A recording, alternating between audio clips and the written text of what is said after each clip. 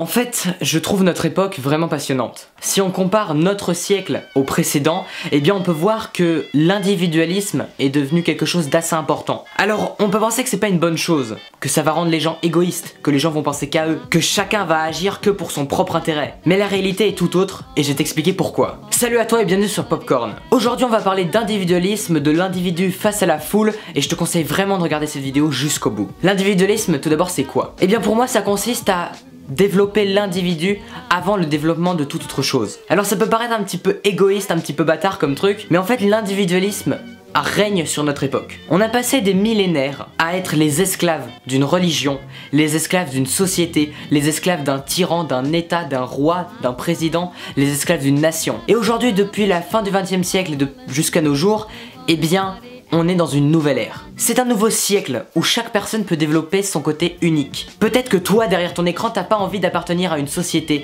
d'appartenir à une nation, un état, une famille, un groupe. T'as envie d'être unique, t'as envie d'être puissant, t'as envie de faire de grandes choses, de suivre tes propres convictions et de créer une vie qui te correspond. Je pense que c'est quelque chose d'extrêmement important pour être heureux.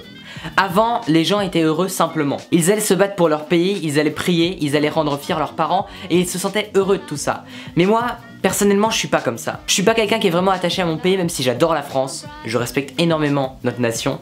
Mais je suis pas quelqu'un qui va aller mourir pour le pays. Je suis pas un combattant, je suis pas un soldat. Je suis pas non plus de quelqu'un qui essaye de rendre fiers ses parents, de rendre fiers ses profs. Et je ne veux pas finir salarié. Je ne veux pas appartenir à une entreprise, je veux pouvoir vivre comme je l'entends, être complètement indépendant, libre et faire ce que je veux de ma vie. Absolument tout ce que je veux. La pluie est en train de tomber chez moi, j'espère que ça va pas être trop gênant. Peut-être que toi derrière ton écran tu es comme moi et t'as pas envie d'avoir une vie comme tout le monde. T'as pas envie d'avoir une vie normale, avec un salaire normal, une famille normale, et où tout le monde est heureux, tout le monde apprécie cette normalité. Moi personnellement j'ai envie d'une vie avec des risques, j'ai envie d'une vie avec de l'aventure. J'ai envie de faire de ma vie quelque chose d'incroyable. C'est quelque chose de vraiment profond en moi. J'ai envie d'accomplir énormément de choses, d'aller faire de l'humanitaire, d'aller créer des produits, des entreprises, d'aller créer des choses comme ça, d'aller créer des projets artistiques. J'ai vraiment énormément d'ambition et j'ai envie de créer une vie qui me correspond. Et peut-être que toi aussi tu veux ce genre de vie. T'as peut-être de grandes ambitions, de grands projets d'avenir. Sauf qu'il y a un gros problème. Les autres. Et oui, les gens autour de toi, ta famille, tes amis, tes profs ne sont pas d'accord avec toi. Ils pensent que ta vie ne tient qu'à un fil et que ce que t'es en train de faire, bah tu vas un peu tomber dans un ravin. Mais qu'est-ce que je suis en train de dire? Moi j'ai plein de potes qui me disent mais youtubeur c'est pas une vie, enfin tu peux pas choisir ça comme métier d'avenir. Parce qu'ils pensent que pour eux, choisir de longues études et un métier de salarié c'est plus une vie que choisir sa passion. Mais moi je suis pas du tout d'accord avec ça. Moi je veux un métier qui me passionne, un métier dans lequel je peux m'épanouir et je peux créer tout ce que je veux, faire ce que je veux. Avoir une liberté totale. Et c'est pour ça que la création de contenu sur internet, ça me plaît énormément. Et que je bosse tous les jours pour faire ça.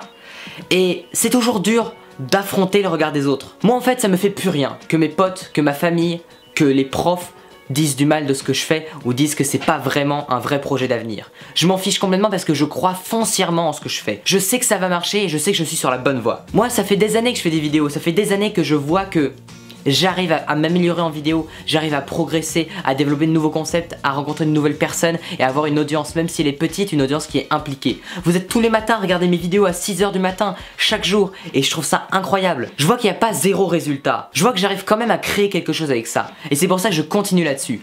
Peu importe les critiques. Mais c'est toujours compliqué quand tu veux te lancer corps et âme dans un nouveau milieu que tu connais pas vraiment, essayer d'apprendre de nouvelles choses, de progresser, de créer, parce qu'il y a plein de gens autour de toi qui vont se foutre de toi, qui vont te dire que c'est pas une vie, que tu fais n'importe quoi, qui vaudrait mieux que tu restes assis sur ta chaise en train de jouer aux jeux vidéo à attendre de passer le bac, ou que tu continues ton petit boulot de salarié qui te plaît pas. Mais moi aujourd'hui j'écoute surtout des bons conseils, des conseils constructifs, de mes amis ou de gens en qui j'ai confiance. Ça peut être d'autres youtubeurs, des gens que je respecte qui vont me donner des conseils vraiment pointus, vraiment intéressants. Et j'écoute ces conseils là et j'écoute pas les mauvaises critiques. Et je vais terminer cette vidéo par une petite métaphore. Écoute bien ce moment. Quand tu regardes les images d'un concert, eh bien tu vas voir que quand l'artiste chante, le public va chanter en chœur avec lui. Et là t'as l'impression que le public chante super bien, aussi bien que l'artiste lui-même. Il y a une sorte de brouhaha, mais tu sens des notes justes, tu sens une voix, tu sens vraiment une force, une puissance de chant qui émane du public. Mais si tu prends une à une les personnes en dehors du concert, tu leur demandes de chanter la même chanson, eh bien ils vont quasiment toutes chanter faux. C'est quand même bizarre que chaque personne chante faux, mais qu'ensemble, ils arrivent à trouver le bon rythme. Et qu'est-ce que je veux te dire par cette métaphore? C'est que la foule, quand elle est en groupe, elle est puissante, elle est impressionnante. Mais sauf que si tu prends chaque personne une à une, que tu lui demandes de dire ce qu'elle te dit en groupe, que tu lui demandes de redire les brimades, ils oseront pas, ils sont tout seuls, ils sont lâches, les gens qui attaquent en groupe, les gens qui te critiquent en groupe. Ils sont pas si puissants que ça, ils ont pas tout ce courage qu'ils avaient avec la masse. Et toi tu fais quelque chose de différent, toi t'es en dehors de ces gens.